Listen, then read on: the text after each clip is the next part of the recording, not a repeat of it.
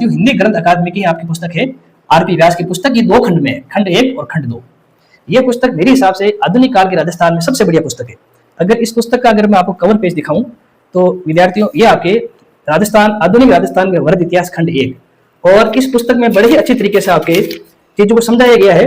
मुगल काल के प्रभाव से लेकर देखिए विद्यार्थी, इसमें राजस्थान की सामंती व्यवस्था तक अच्छी तरीके से बातें बताई गई है।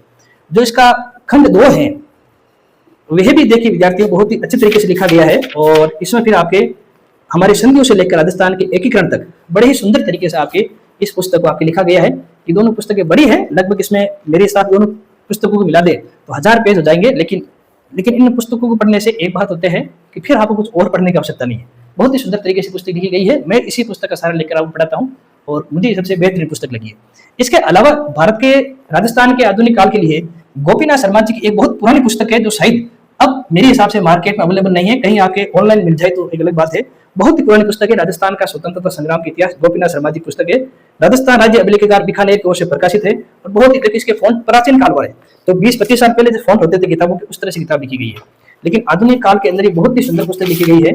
और ये जो पुस्तक है विद्यार्थियों आपके राजस्थान के अंदर है, कुछ राजाओं का इतिहास भी दिया गया है, फिर संधियां वगैरह दी गई है, टोटल राजनीतिक इतिहास, हमारे क्रांति, जनजाति आंदोलन, प्रजामंडल आंदोलन, एकीकरण की प्रक्रिया बिल्कुल व्यवस्थित तरीके से, और लगभग इसमें आपके 400 पेज की किताब है।